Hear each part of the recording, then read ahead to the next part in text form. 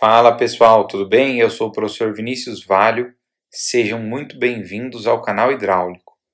Hoje nós vamos resolver o exercício 1.3 do livro Hidráulica Básica do professor Rodrigo de Melo Porto. Vamos então ao exercício. Um determinado líquido escoa em regime permanente através de uma tubulação horizontal de 0,15 metros de diâmetro e a tensão de cisalhamento sobre a parede é de 10 newton por metro quadrado. Calcule a queda de pressão em 30 metros desta tubulação. E aqui nós temos a resposta. Esse é um dos exercícios do livro que consta a resposta no final do exercício, que a variação, a queda na pressão foi de 8 kN por metro quadrado. Então vamos primeiro colocar essas informações aqui, tá? Então o diâmetro 0,15 metros, ok?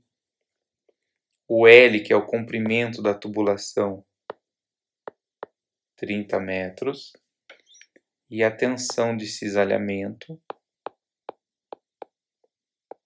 10 newton por metro quadrado, tá? Essas são as informações que nós temos. Nós vamos primeiramente descobrir a perda de carga hidráulica ao longo desses 30 metros de escoamento na tubulação, tá?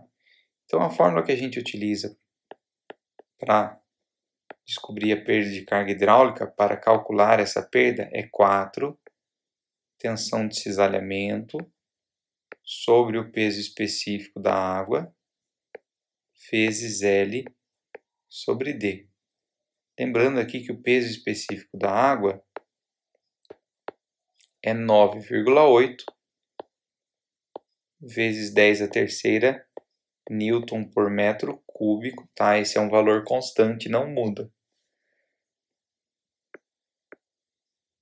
Para a água, o valor sempre vai ser esse. Vamos então agora colocar as informações aqui para a gente encontrar a perda de carga. 4, a tensão de cisalhamento é igual a 10, vezes quem? Vezes o comprimento, que é 30 metros, tá? Dividido pelo peso específico, que é 9,8 vezes 10 a terceira, tá? Dividido por 0,15, ok? Então aqui, se a gente for fazer essa conta, ó, 4 vezes 10, 40, tá?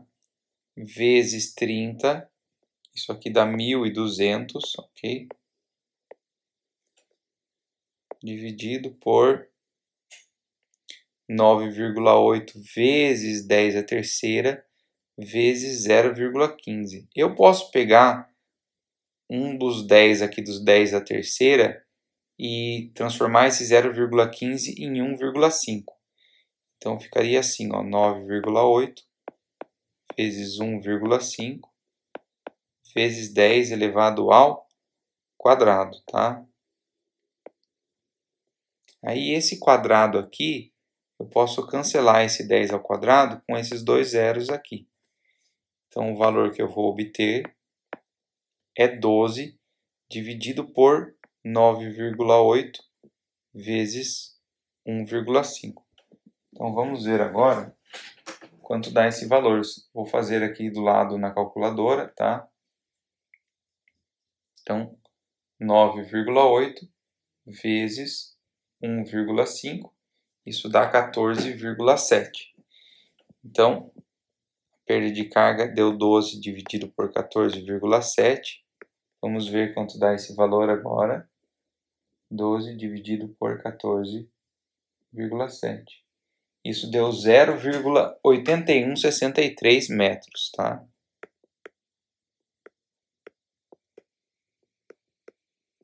Então, esta é a perda de carga que ocorre ao longo desses 30 metros de tubulação, ok? Porém, não é esse valor que a gente precisa. O valor que a gente precisa e que o exercício pede é a variação na pressão. E aqui eu vou fazer um desenho dessa tubulação, e se você quiser ver com mais detalhes as implicações disso que nós vamos constatar, tá? Eu faço o convite para que você visite o meu primeiro vídeo no canal, ok? Então aqui, ó, eu vou desenhar a tubulação. Observem que é uma tubulação assentada horizontalmente. Tá? Ele fala aqui, ó, uma tubulação assentada horizontalmente, né?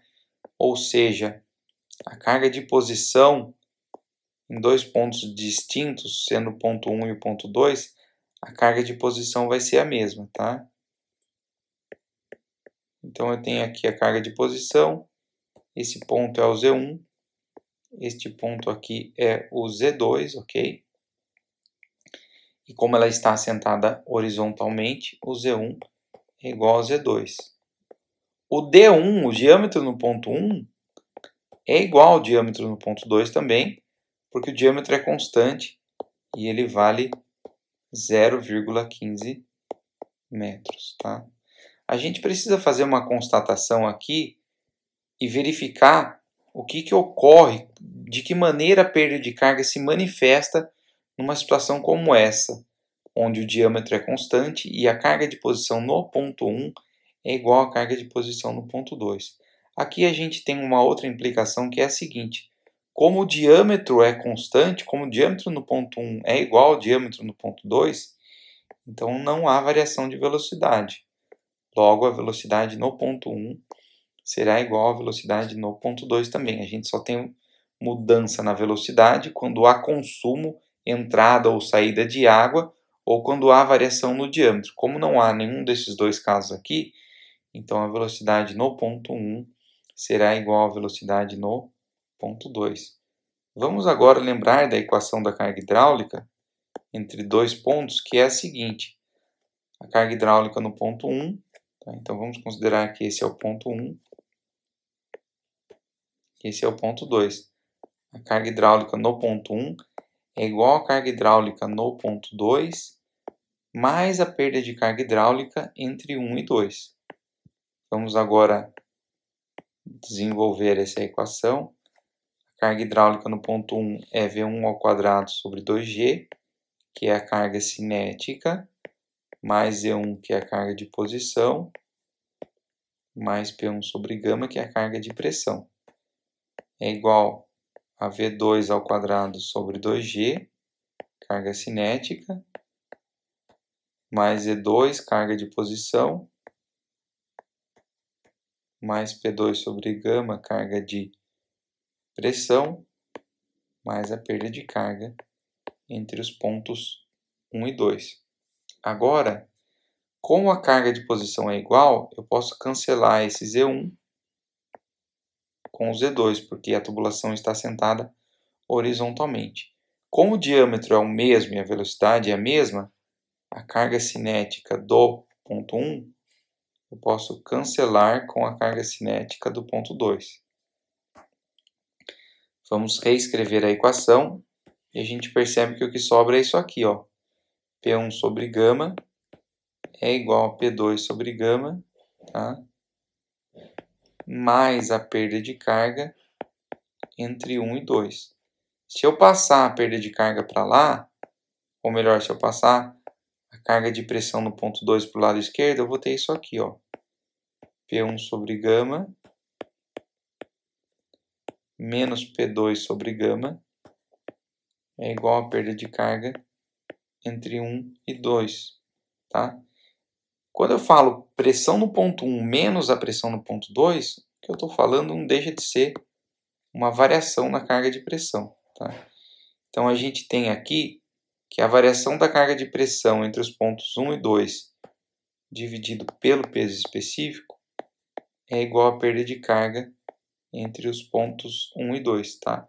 Essa constatação é importante porque, além da parte da demonstração, o importante é a gente entender quais são as implicações práticas disso. Significa que numa situação como essa, que está presente em muitos sistemas de abastecimento de água, por exemplo, a perda de carga se manifesta através de uma perda na carga de pressão.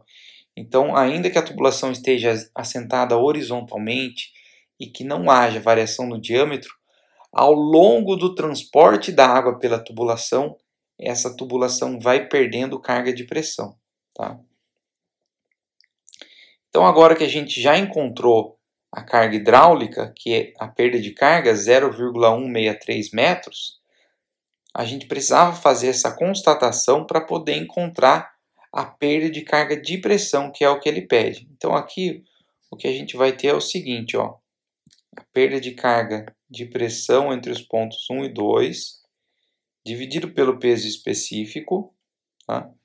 Isso aqui vai ser igual a 0,163.